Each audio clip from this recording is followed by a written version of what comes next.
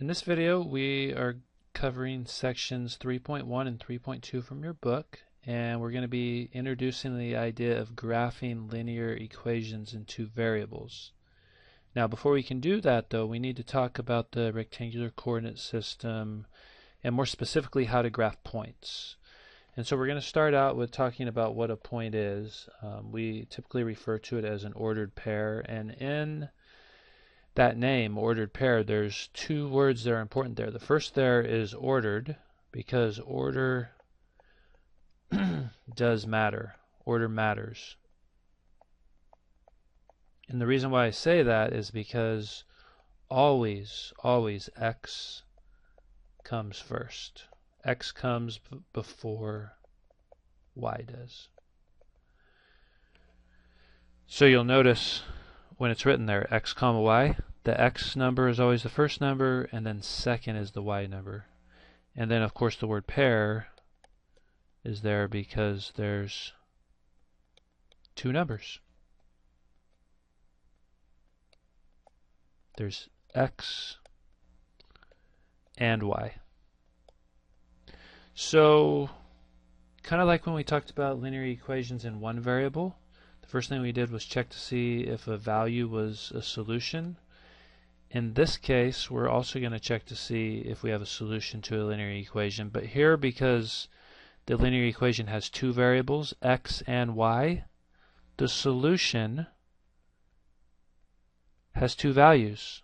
X equals 3, y equals -6. The x value is 3, the y value is -6. And so we can go ahead and check this. We can take our equation, 4 times x, and remember when we plug in we put parentheses. And what's our x value? 4 times x, our x value is 3. Then we have -5. We're again plugging in, so I'm going to put parentheses in there for y, and y is -6. And then that should be equal to the right hand side of the equation, which is 42. Go ahead and simplify. 4 times 3 is 12. And then we have -5 times -6 is a positive 30. And that is in fact equal to 42, because 12 plus 30 is 42. So it does check out. Yes, the point 3, -6 is a solution. Great. Okay. So now that we've talked about what an ordered pair is, let's go ahead and move on to the rectangular coordinate plane, also known as the Cartesian plane. You have a sample graph here, which is much different than the number lines that you've graphed things on up to this point in math. Number line has just one axis. The Cartesian plane, or the rectangular plane, has two axes. It has a horizontal axis, which is called the x-axis right here, and then it has a vertical axis, which is the y-axis. You have the y-axis and the x-axis. Notice though, just like the number line, 0 is in the middle. In fact, that has its own ordered pair right there. The origin is the point 0, 0. That means x equals 0, y equals 0. So on the x-axis, 0 is here in the middle, and then we have positive numbers to the right, negative numbers to the left, just like the number line. And then on the y-axis, that's the vertical axis, we have 0 in the middle. We have positive numbers going up, negative numbers going down. So what we can do is we can graph any ordered pair by knowing where it lines up in respect, where that point lines up with respect to the x-axis and the y-axis. So let's graph some points. We have the point 4, 3. Remember, x is 4, y is 3. So on the x-axis, we go over 4. 1, 2, 3, 4. That's right there. This is 4. I'm not going to label every tick mark. I don't think that's always necessary. And then on the y-axis, y is 3, so we'll go up 3, because remember our positive numbers are up, so we go up 3. 1, 2, 3. There's 3. And so If that's x equals 4 and that's y equals 3, those correspond to a single point that represents both x equal to 4 and y equal to 3. And that point is right here. That point lines up with 4 on the x-axis. It lines up with 3 on the y-axis. So that point, or that ordered pair, is the point for 3. And you absolutely have to be able to do this. This is so crucial for any math class going forward. You have to be able to graph points. So if you don't understand it, make sure you rewatch this part of the video, or you go into the math lab and ask questions.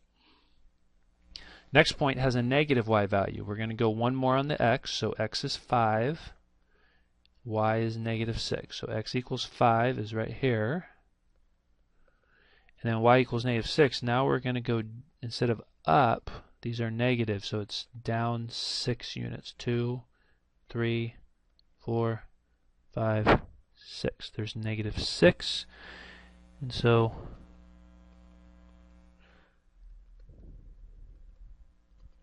this lines up with this point right here, so this would be the ordered pair 5, negative 6. Go ahead and pause the video here and see if you can do the other two on your own. Place those other 2 points, and then when we come back you can check your work. Alright, welcome back. We now have the other 2 points listed on here. We have negative 7, negative 2, which is right here. Then we have negative 3, 0. Notice with negative 3, 0, the y value is 0, which means it's not above the x-axis, it's not below the x-axis, it's right on the x-axis because the y value is 0. Okay, so we've talked about points. Again, this is crucial that everybody knows how to graph these points. Now let's start talking about linear equations in 2 variables a little bit more. Specifically, how are we going to graph these? So by definition, a linear equation in 2 variables is an equation that can be written in this form. ax plus by equals c. A, b, and c are real numbers. Those are numbers. And a and b can't be 0. So this a can't be 0 and that b can't be 0. The reason why is if I had 0 times x, that would be 0. If I had 0 times y, that would be 0. And basically this whole left side would go away, which would make it not a linear equation in 2 variables anymore, because the x and the y would be gone. So I have an example. I have the linear equation in 2 variables, x plus y equals 5. And if we could just think about what are some solutions to this equation, well, one solution would be 2, 3. Why is that? Because 2 plus 3 equals 5. Remember, we're adding x plus y to get 5. And if x is 2 and y is 3, 2 plus 3 equals 5. How about 5, 0? How about 4, 1? How about negative 7, 12? You know, all these xy pairs, if you add them together, you get 5. So we can move to the next level here. How many solutions do you think this equation has? How many solutions does x plus y equals 5 have? Is there a limit to how many there are? Well, the answer to this question is that there is an infinite number of solutions. There's no end. They go on forever. How many solutions does any linear equation in 2 variables have? Same answer. There's an infinite number of solutions to every linear equation in 2 variables, not just the one that we looked at. Alright, so how do we find an ordered pair that is a solution to an equation? How do we, it was pretty easy in the last one we just looked at because we could just kind of see in our head 2 numbers add up to 5. It may not always be quite that easy. So in general, to find an ordered pair that is a solution to a linear equation in 2 variables, we pick a value for one of the variables, could be x or y, and we substitute that variable into the equation. We then solve for the other variable in the equation. Very simple to do. Let's look at an example. It says find the missing coordinate such that the ordered pair 3, something is a solution to the equation. So notice we picked an x. We picked x equals 3. We could pick any other value though. It doesn't have to be this one. This is just one of the infinite number of solutions. So when we pick that one and we plug it in, we get y equals, this is our equation here, y equals negative 3 times x, plug in parentheses, x equals 3 plus 5, and we can simplify here. It gives us y equals negative 3 times 3 is negative 9 plus 5. Negative 9 plus 5 is negative 4. So that's our answer. Our solution is 3 comma negative 4. If we plugged in x equals 2, we'd get a different value. If we plugged in y equals negative 4, we would get x equals 3. Now notice in this equation it's easy to plug in a value for x because y is already by itself. We could plug in x and easily tell what y is. And this is how we go about solving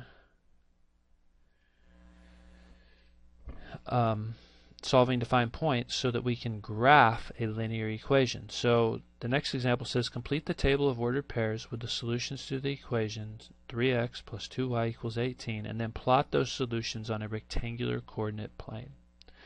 So our first, this is a table here. Notice we have an x column. These are x values. We have a y column. These are y values. And I'm going to go ahead and make one more column here, and this will be our ordered pair column. It'll be our x, y.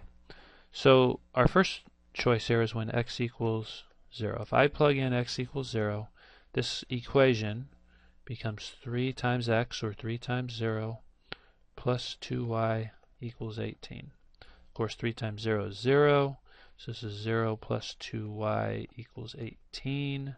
So we have 2y equals 18. 2 is married to the y, so we have to divide.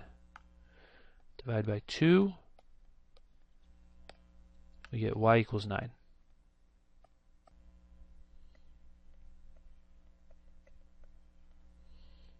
So here we have y equals 9, so that gives us the ordered pair 0, 9. We also chose x equals 2 in our table.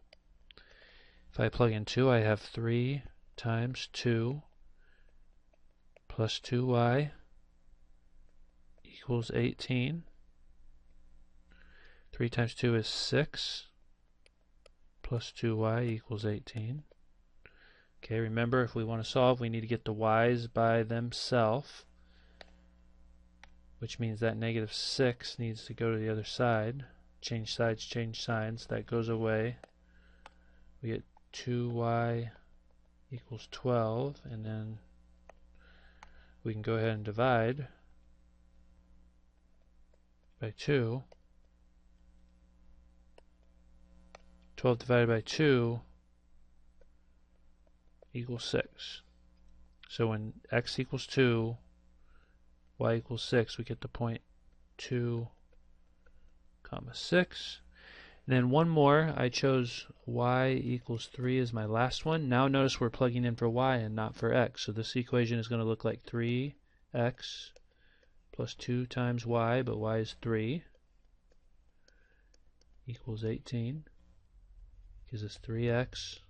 2 times 3 is 6, equals 18. Get this number over with the 18. If we change sides, we change signs, so that becomes a negative 6. When I do that, I get 3x equals 12. I can go ahead and divide both sides by 3, giving me x equals 4. So we have x equals 4, that gives us y equals 3. This is the point 4, 3. X comes first, then y. And now we go ahead and put these points on the graph. The first point is the point 0, 9. So x equals 0. Remember, this is our x-axis. This is our y-axis. So when x equals 0, We're on the y-axis and we go up 9. 1, 2, 3, 4, 5, 6, 7, 8, 9. We're way up here. It's the 0.09. Should have had a better set of axes here. Oh well. 2, 6. So we go x equals 2, y equals 6. 1, 2, 3, 4, 5, 6. Corresponds to that point. That's the 0.26. And then 4, 3. Go over 2 more on the x-axis. X equals 4 and y equals 3. 1, 2, 3. It's the 0.43. And notice, this is the beautiful thing, these points line up and we get a straight line. So in the previous example, what kind of curve do the graph points appear to be forming? A straight line. The linear equations in 2 variables always give a straight line.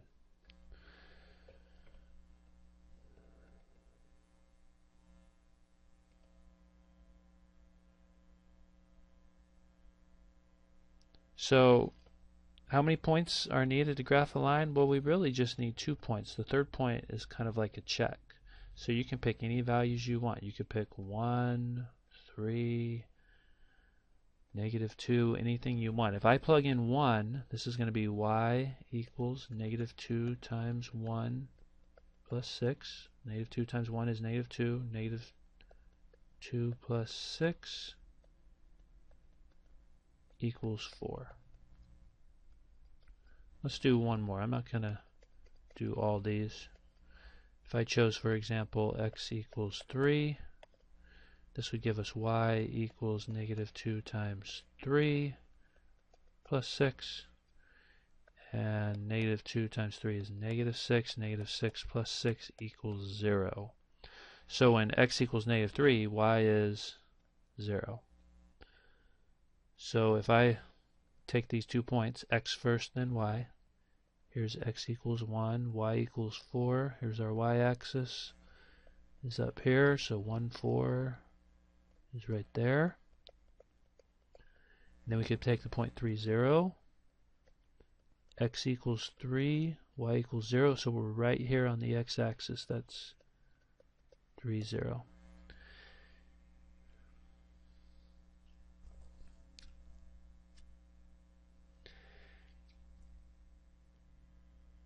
And really 2 points is all we need to graph a line. So there's our line. Okay, so this is one way to graph linear equations. Another way of graphing linear equations is using their intercepts. And so that's what we're going to look at in the next section. And it starts off with a definition. An x-intercept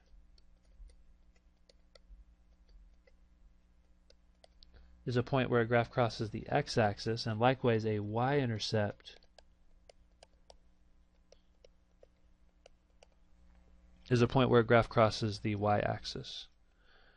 So if I look at this generic line right here, we can see that here is the place where it crosses the x-axis. That would be the x-intercept, which is the point 1, 2, 3, 4. It looks like the point 4, 0. And then the y-intercept goes up 2 spaces. So this is 0, 2. Okay, so if I look at the y-intercept, that's right here, what can we say about the x value of the y-intercept? The x value equals 0. In fact, any point that's along the y-axis, since it's right here in the middle of the x-axis, x always equals 0. And likewise, what can we say about the y value of the x-intercept? The y value is also 0. We're going to use this to our advantage to actually formulate a method for finding x-intercepts. If we want to find the x-intercept, all we do is we let y equal 0 and we solve for x. And likewise, if we want to find the y-intercept, we let x equals 0 and we solve for y. And remember back to the last section, if we want to find points on a graph, we just do so by finding at least two ordered pairs or 2 points. And the way we find a point is we pick a value and solve for the other value. So in this case, to find the intercepts, we pick specific values. We pick specifically for x or y to equal 0 to find the intercepts. So we can do this on an example here. I have 5x plus 2y equals 20. Let's find first the x-intercept. If I want to find the x-intercept, remember we let y equals 0. If I do that, I get 5x plus 2 times y, but y is 0, equals 20. That goes away, which basically just gives us 5x equals 20. We can go ahead and divide.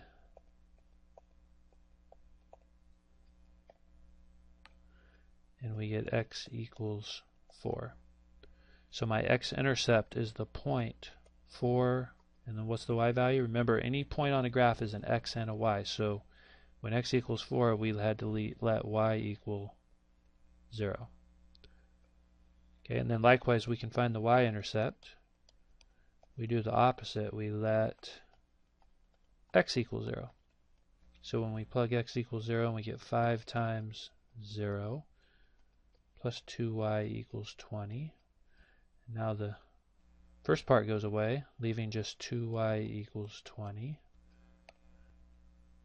We can go ahead and divide by 2 on both sides, giving us y equals 10.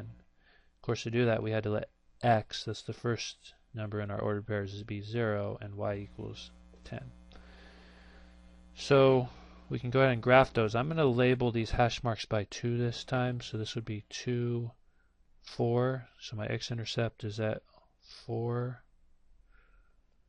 0, and my y-intercept is at 10. So if we go by 2's, we have 2, 4, 6, 8, 10. So that point could be the point 0, 10. We got our 2 points, which means we can graph the line.